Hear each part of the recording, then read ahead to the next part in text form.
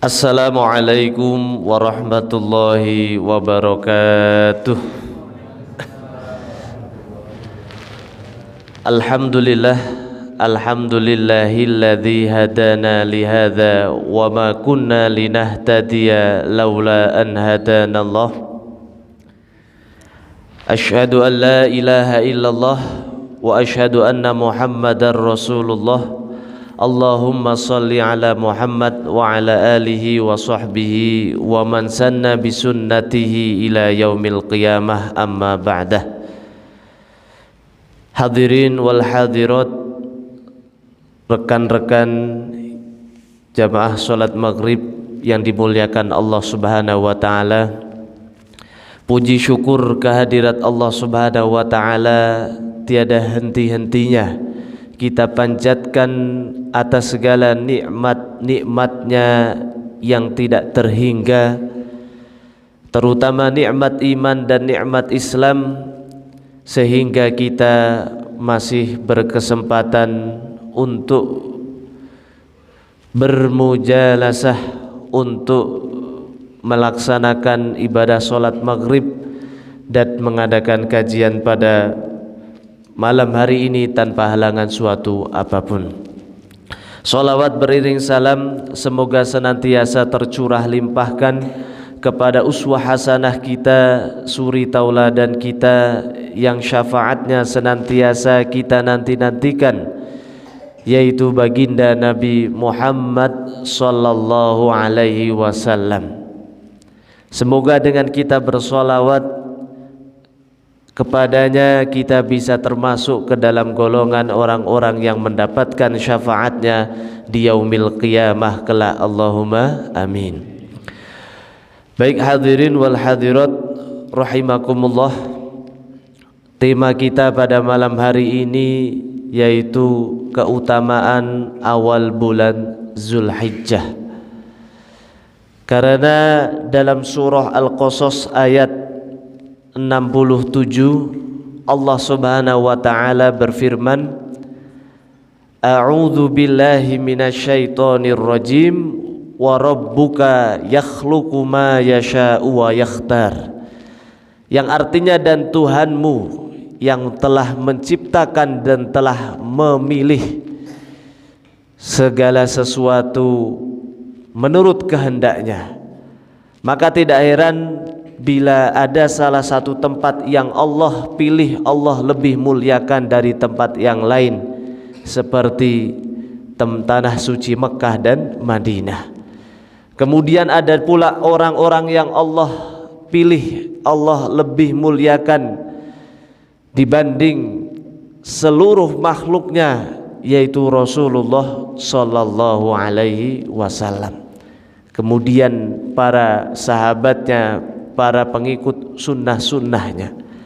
Kemudian pula ada waktu yang lebih Allah subhanahu wa ta'ala muliakan dibanding waktu-waktu yang lainnya, yaitu 10 hari terakhir di bulan suci Ramadan.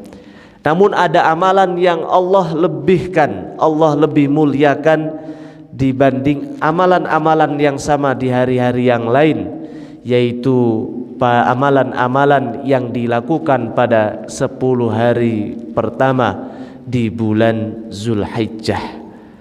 Maka hadirin wal hadirat rahimani wa rahimakumullah, sesungguhnya kita ini sebagai manusia yang penuh dengan kekurangan, penuh dengan futur, kadangkala malas, maka perlunya kita akan imun, akan booster, akan vitamin, sebagaimana kita meminum vitamin untuk menjadikan tubuh kita lebih sehat, lebih semangat.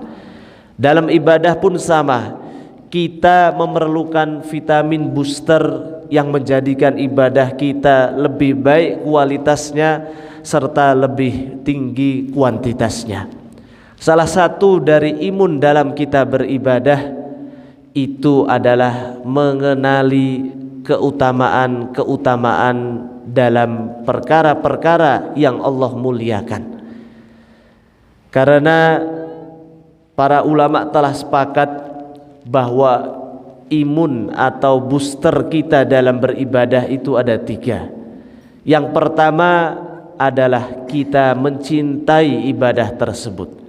Sholat kita tidak mungkin istiqomah, tidak mungkin semakin lebih baik kecuali kita betul-betul mengerjakannya atas cinta kepada Allah dan cinta kepada Rasulullah.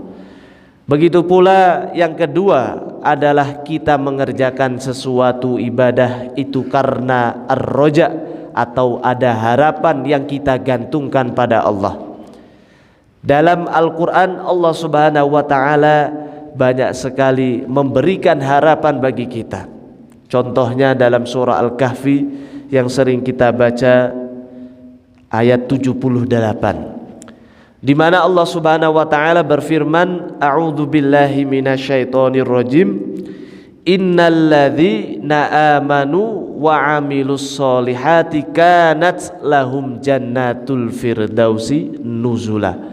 Sesungguhnya orang-orang yang beramal soleh, beriman, kanat lahum, maka baginya tempat kembalinya adalah jannatul firdaus, surga firdaus.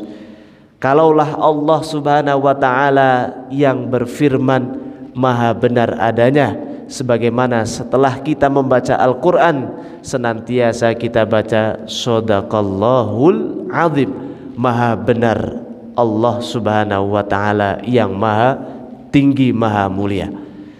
Maka kalaulah kita mengharapkan sesuatu dari Allah ketika beribadah, itu merupakan perkara yang disyariatkan dalam agama.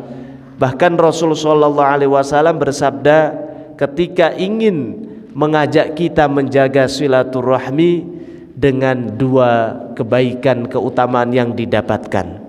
Man arada ayyubsata lahu fi rizqihi wa yunsa'alahu fi atharihi falyasil rahimahu. Barang siapa yang ingin rizkinya dilapangkan, ditambah, diberkahi, dan juga umurnya dipanjangkan, maka hendaklah dia untuk menyambung tali silaturahmi.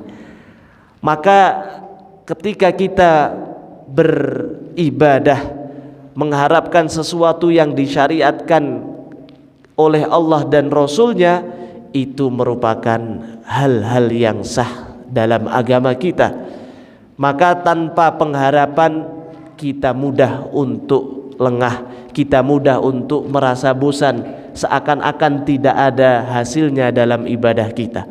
Namun kalau orang yang beriman, orang yang soleh, semakin dia beribadah, semakin yakin apa yang Allah Subhanahu wa ta'ala dan Rasulnya janjikan itu pasti benar adanya.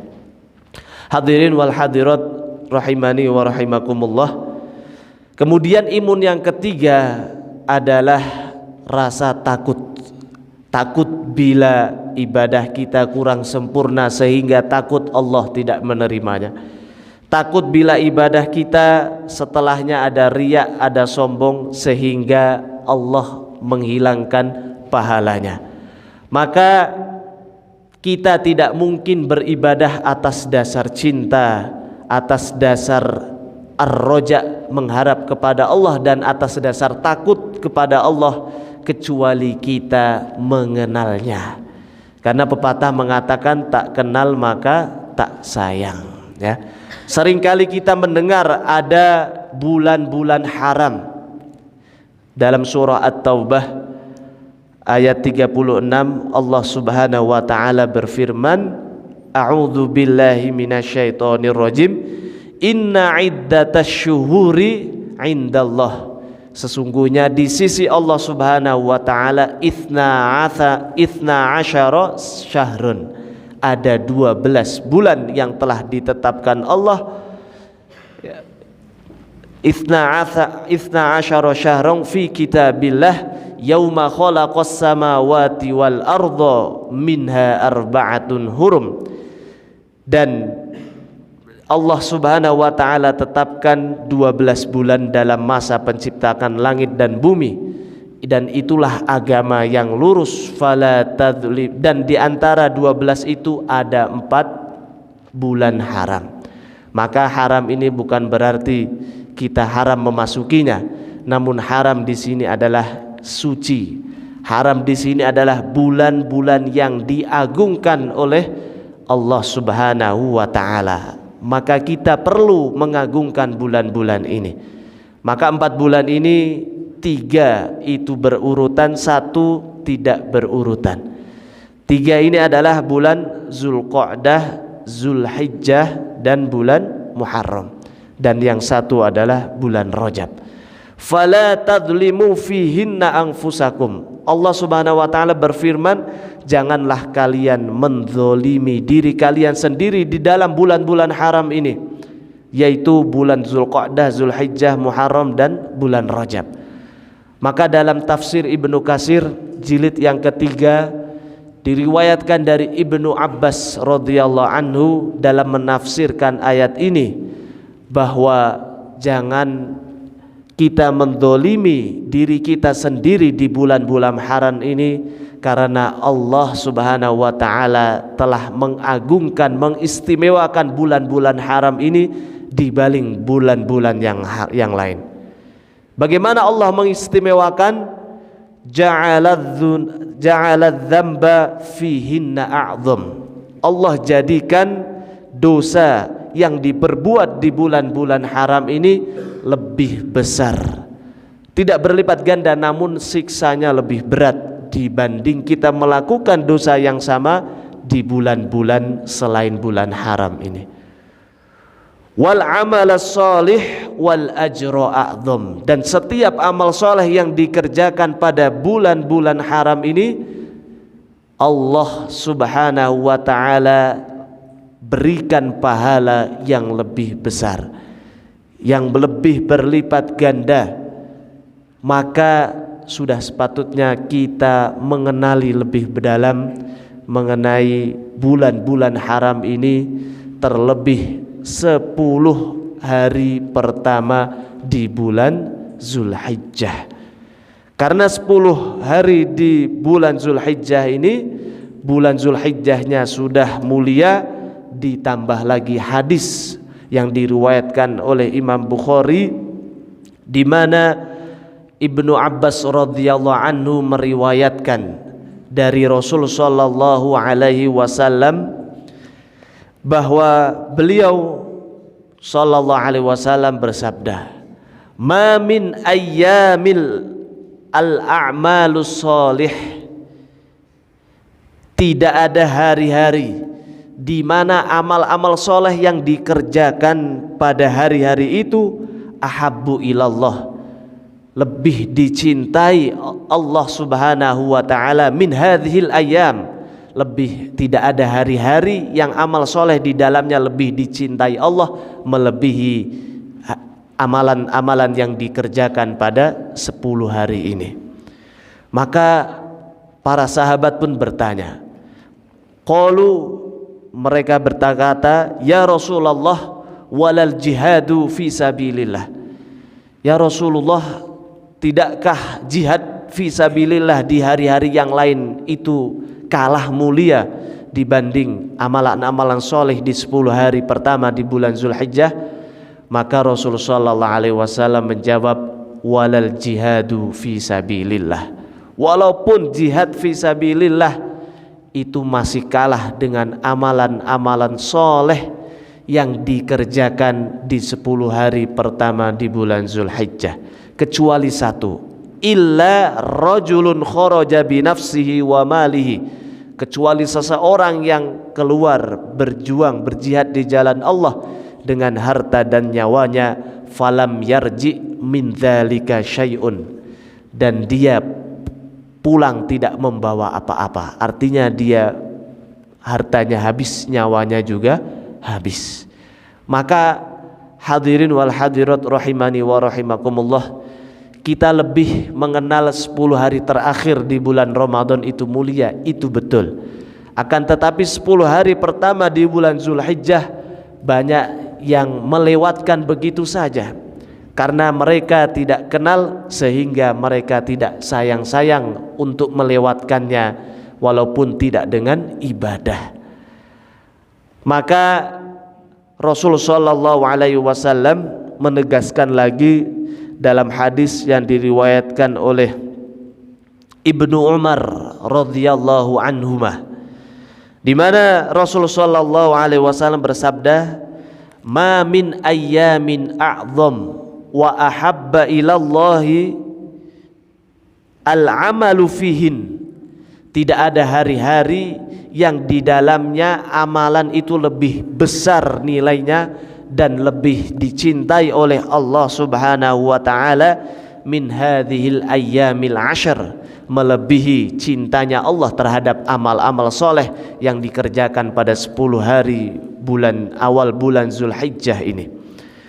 Maka Rasulullah sallallahu alaihi wasallam kemudian bersabda, fa'akthiru fihinna minat tahlil wat takbir wat tahmid. Maka perbanyaklah di 10 hari pertama di bulan Zulhijjah ini dengan tahlil, berarti ucapan la ilaha illallah. Kemudian takbir, berarti kita mengucapkan takbir Allahu Akbar. Kemudian tahmid, yaitu mengucapkan alhamdulillah. Kelihatannya amalan ini remeh, tapi ternyata menurut hadis yang diriwayatkan oleh Imam Ahmad dan hadis Imam Bukhari tadi, ternyata walaupun bacaannya sama, tahlil la ilaha illallah, takbir Allahu Akbar, tahmid alhamdulillah, ternyata nilainya beda ketika kita baca di 10 hari awal bulan Zulhijjah. Maka pertanyaannya, apa sebetulnya yang menjadikan awal bulan Zulhijjah ini mulia? Yang pertama, bulan Zulhijjah, terutama awal bulan Zulhijjah, merupakan turunnya ayat yang menegaskan telah disempurnakannya agama kita, yaitu agama Islam. Surah Al-Maidah ayat 3, di mana Allah Subhanahu wa taala berfirman, A'udzu billahi minasyaitonir rajim, al-yauma akmaltu lakum dinakum. Telah kami sempurnakan agamamu hari ini. Maka dalam asar ini adalah kisah-kisah sahabat yang diriwayatkan secara mutawatir. Bahkan asar ini diriwayatkan dalam Sahih Bukhari, di mana dikisahkan Umar ibnu Khattab radhiyallahu anhu ketika menjadi khalifah didatangi oleh salah seorang Yahudi. Wahai Amirul Mukminin, ada satu ayat di dalam kitab yang setiap hari engkau baca, di mana bila ayat ini turun, maka aku jadikan hari itu menjadi hari raya bagiku. Itu kata orang Yahudi. Maka Umar ibnu Khattab pun bertanya, ayat apa yang engkau maksud? Yaitu ayat al-yauma akmaltu lakum, dan seterusnya. Maka Umar ibnu Khattab mengatakan, ayat ini turun pada Haji Wada, yang turun ketika di tahun terakhir Rasulullah sallallahu alaihi wasallam masih hidup. Artinya Haji Wada itu pasti dikerjakan di bulan Zulhijjah dan dimulai dari 9 Zulhijjah. Itu berarti ayat ini turun di 10 hari awal pertama di bulan Zulhijjah. Kemudian yang kedua, bahwa di tanggal 9 Zulhijjah, di mana orang-orang yang sedang berhaji, dan semoga kita semua yang sudah haji bisa berangkat haji atau umroh lagi, dan yang belum, Allah Subhanahu wa taala jadikan menjadi tamu-tamu Allah dalam musim haji, Allahumma amin. Di mana ketika itu umat Islam yang berhaji berwukuf di padang Arafah. Maka di hari itu Rasul sallallahu alaihi wasallam menyunahkan, menuntunkan kita suatu amalan, yang mana amalan ini mampu menggugurkan dosa-dosa kita 1 tahun yang lalu maupun 1 tahun yang akan datang.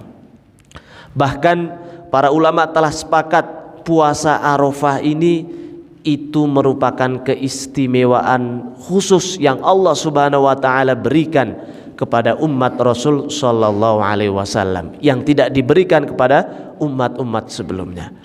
Kalau puasa Asyura, 10 Asyura itu diberikan pula kepada umat Yahudi.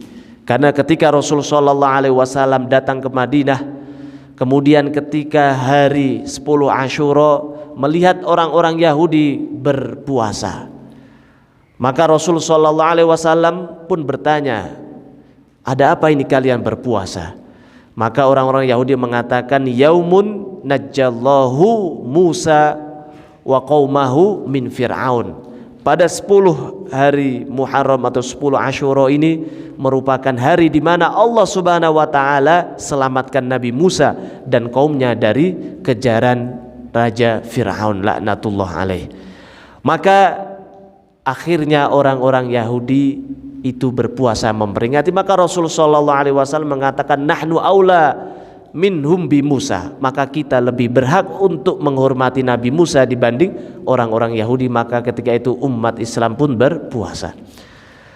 Hadirin wal hadirat rahimani wa rahimakumullah, puasa Arafah ini dalam hadis yang diriwayatkan oleh Imam Muslim bahwa suatu ketika an Abi Qatadah qala, an Abi Qatadah, dari Abu Qatadah berkata, su'ila Rasul sallallahu alaihi wasallam, suatu ketika Rasul sallallahu alaihi wasallam ditanya oleh salah seorang, an saumi yaumi Arafah, tentang puasa hari Arafah. Qal, maka Rasul sallallahu alaihi wasallam menjawab, yukaffirus sanah al-madiyah wal baqiyah, sesungguhnya puasa Arafah yang dikerjakan karena Allah mampu menggugurkan dosa 1 tahun yang lalu dan 1 tahun yang akan datang. Allahu Akbar. Mengalahkan fadilahnya puasa Asyura. Kalau puasa 10 Muharram itu menggugurkan 1 tahun dosa yang telah lalu. Begitu pula dengan puasa 6 hari di bulan Syawal, itu juga menggugurkan 1 tahun dosa yang telah lalu. Namun puasa Arafah walaupun 1 hari puasanya mampu menggugurkan dosa-dosa kita yang 1 tahun yang lalu dan 1 tahun yang akan datang. Hadirin wal hadirat rahimani wa rahimakumullah. Kemudian yang ketiga, mengapa 10 hari pertama di bulan Zulhijjah begitu mulia? Karena di tanggal 9 Arafah inilah terjadi muktamar yang terbesar di dunia, yaitu muktamarnya orang-orang yang berhaji dari berbagai negara, dari berbagai suku, bahkan sampai tempatnya itu tidak muat karena umat Islam berbondong-bondong dari negaranya masing-masing untuk berkumpul di padang Arafah, di mana Rasulullah sallallahu alaihi wasallam bersabda, al-hajju Arafah, haji itu intinya ada di wukuf di padang Arafah. Maka masih banyak lagi yang mengatakan atau yang menjadikan sebab bahwa 10 hari pertama di bulan Zulhijjah ini mulia. Bahkan ketika Syekh Utsaimin ditanya, manakah yang lebih mulia menurut engkau, 10 hari terakhir di bulan Ramadan dengan 10 hari pertama di bulan Zulhijjah? Maka Syekh Utsaimin mengatakan 10 hari terakhir di bulan Ramadan malamnya lebih mulia dibanding malam-malam lainnya. Akan tetapi 10 hari pertama di bulan Zulhijjah, amal solehnya di siang hari lebih mulia dibanding amal soleh yang dikerjakan di bulan-bulan lainnya.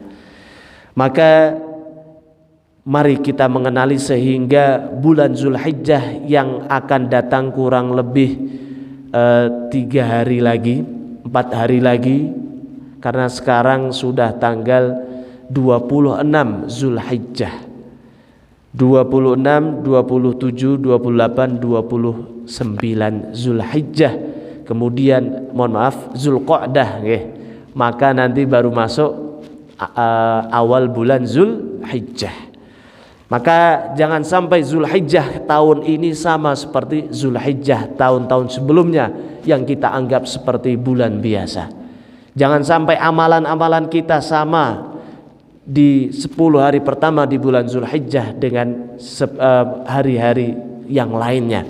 Karena di 10 hari pertama begitu banyak keutamaan. Maka bagaimana cara kita mengisinya agar 10 Zulhijjah kita tahun ini lebih baik dibanding bulan-bulan yang lainnya?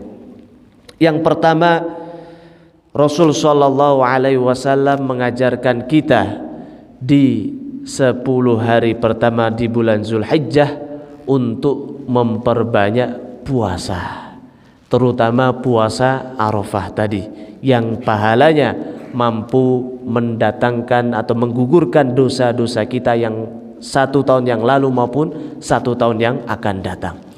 Kemudian pula kalau ingin ditambah lagi, maka ditambah dengan puasa Senin dan Kamis di 10 hari pertama di bulan Zulhijjah. Kemudian masih ada lagi atau tidak?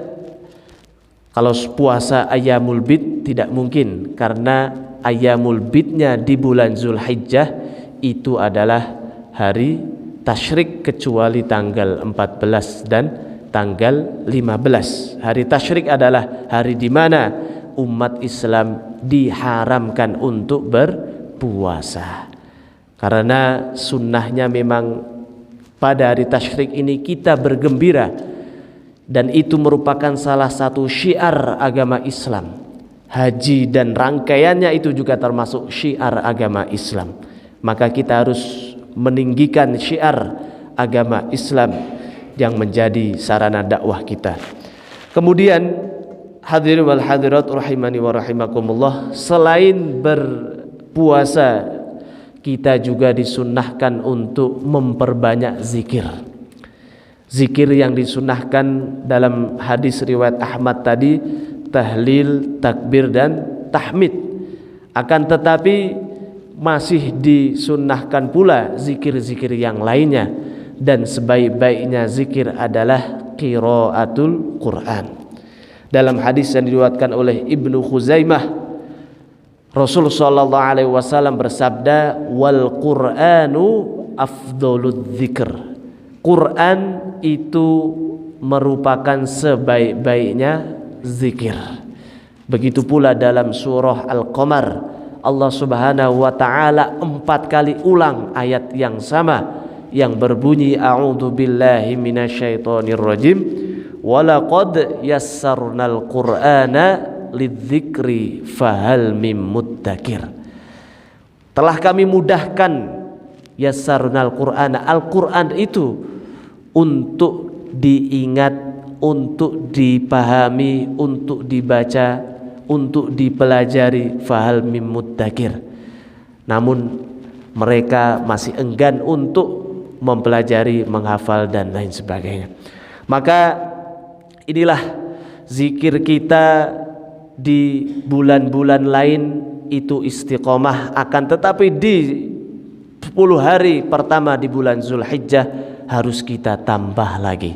Kalau misalnya setelah sholat kita zikir cuman 5 menit, mungkin kita tambah lagi menjadi 7 menit atau 10 menit atau lain sebagainya.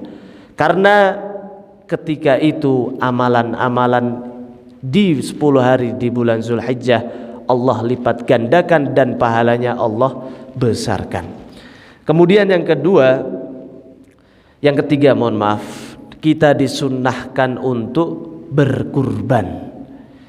Berkurban atau kata lainnya adalah al-udhiyah, atau kata lainnya adalah an-nahr, yaitu menyembelih. Kalau al-udhiyah artinya adalah hewan sesembelihan.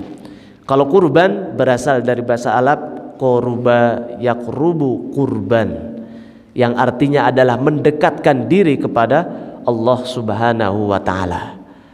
Namun mitosnya, namun kesalahan yang terjadi di beberapa masyarakat mengatakan bahwa kurban itu cukup sekali dalam seumur hidup.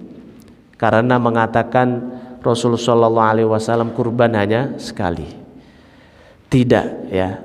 Memang ada amalan yang Allah Subhanahu wa taala khususkan setiap hari, yaitu sholat 5 waktu. Ada yang Allah khususkan amalan itu setiap minggu, contohnya sholat Jumat. Ada yang amalan Allah Subhanahu wa taala khususkan setiap tahun, seperti Idul Fitri, Idul Adha, termasuk berkurban, berhaji, kemudian puasa di bulan Ramadan. Itu adalah amalan tahunan. Kalau yang amalan sekali seumur hidup, satu saja. Ada yang tahu? Hadirin nih bapak-bapak, ada satu, yaitu khitan atau sunat. Ada yang pernah sunat 2 kali atau 3 kali? Nah, pasti nggak mau ya. Walaupun gratis dikasih hadiah pun tidak mau. Itu yang sekali, bukan malah kurban. Sebagian umat, sebagian masyarakat mengatakan kurban cukup sekali, sehingga kalau pernah kurban sekali, tahun depannya ketika memiliki rizki dia tidak mau kurban. Naudzubillah min dzalik. Maka amalan kurban ini begitu banyak fadilahnya. Salah satunya dalam hadis yang diriwayatkan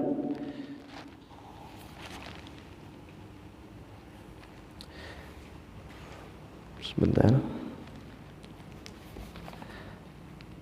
Pahala kurban ini mampu menggugurkan dosa-dosa kita. Suatu ketika Rasulullah sallallahu alaihi wasallam memerintahkan Aisyah radhiyallahu anha. Ketika Aisyah radhiyallahu anha berkurban, maka Rasulullah sallallahu alaihi wasallam memerintahkan Aisyah untuk bangkit dan melihat hewan potongnya. Apalagi kalau yang bapak-bapak ini, putra-putra, maka disunnahkan lagi kalau berani menyembelih hewan kurbannya sendiri, karena melihat saja itu sudah sunnah, ya. Tapi jangan sampai menyembelih tanpa melihat, ya. Nanti yang disembelih malah yang lainnya, ya. Kemudian ketika Aisyah sedang melihat hewan kurbannya, maka Rasulullah sallallahu alaihi wasallam bersabda, fa innahu yufaru laki inda awwali qatratin taqturu min awwali dammiha, yang artinya bahwa kurbanmu ini akan menjadikan dosa-dosamu gugur mulai dari awal darah yang menetes sampai yang terakhir. Bahkan setiap bulu dari atau rambut dari hewan kurban kita itu Allah Subhanahu wa taala hitung sebagai satu kebaikan. Apalagi kalau kita potong di tanggal 10, artinya masih mendapatkan keutamaan 10 hari pertama di bulan Zulhijjah, maka sudah pasti Allah tambahkan lagi. Dalam hadis yang lain Rasulullah sallallahu alaihi wasallam bersabda, qala ashabu Rasulullah, ya Rasulullah, ma hadzal adhahi. Ya Rasulullah, apa sebetulnya kurban ini? Menyembelih hewan kurban ini apa? Maka Rasulullah sallallahu alaihi wasallam menjawab, hadhihi sunnatu abikum Ibrahim. Ini merupakan sunnah dari ayah kalian, yaitu Nabi Ibrahim. Kemudian mereka bertanya, qalu wa ma lana fiha? Kemudian apa yang kita dapatkan dari ibadah ini? Maka Rasulullah sallallahu alaihi wasallam bersabda, bikulli sya'ratin hasanatun. Dari setiap hewan yang kita kurbankan itu, setiap satu bulunya itu Allah akan balas dengan satu kebaikan. Bayangkan kalau kita pengen tahu berapa banyak pahala yang kita dapatkan, nanti setelah kurban diminta pinjam dulu bulunya, kulitnya, dihitung rambutnya ada berapa kira-kira. Kita tidak bisa menghitungnya, ya. Maka begitu besarnya pahala, kemudian mampu menggugurkan dosa-dosa kita. Dan sunnahnya lagi, ketika setelah hewan kurban kita disembelih, maka kita membaca qul inna sholati wa nusuki wa mahyaya wa mamati lillahi rabbil alamin. Hadis yang diriwayatkan oleh Abu Dawud dan At-Tirmidzi. Karena ketika Aisyah radhiyallahu anha setelah melihat hewan kurbannya, maka Rasulullah sallallahu alaihi wasallam mengatakan, kuli, katakanlah, wahai Aisyah, qul inna sholati wa nusuki wa mahyaya wa mamati lillahi rabbil alamin. Sesungguhnya sholatku, nusuki adalah ibadahku, termasuk kurbannya itu, kemudian hidupnya, matinya hanya untuk Allah Subhanahu wa ta'ala. Kadangkala kalau kita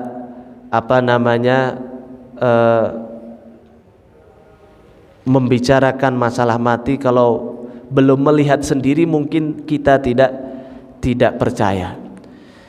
Saya baru mendapatkan cerita real dari saudara saya. Kebetulan yang meninggal ini adalah non muslim. Kemudian entah tidak tahu amalan apa yang ketika hidupnya dia kerjakan, mungkin suka menjahili atau lain sebagainya.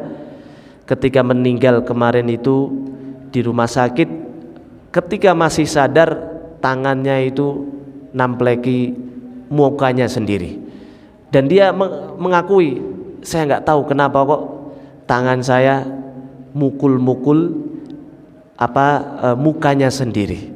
Dia tidak bisa menyetop atau menghentikan gerakan itu karena itu refleks dari dirinya sendiri. Itu baru di dunia, belum lagi di akhirat. Naudzubillah min dzalik. Maka kalaulah hidup kita dan mati kita hanya untuk Allah, maka kita tidak pernah akan takut mati. Kita juga akan senantiasa mempersiapkan diri untuk mati. Salah satunya persiapan yang cerdas adalah kita mengambil setiap keutamaan-keutamaan yang Allah Subhanahu wa ta'ala telah sediakan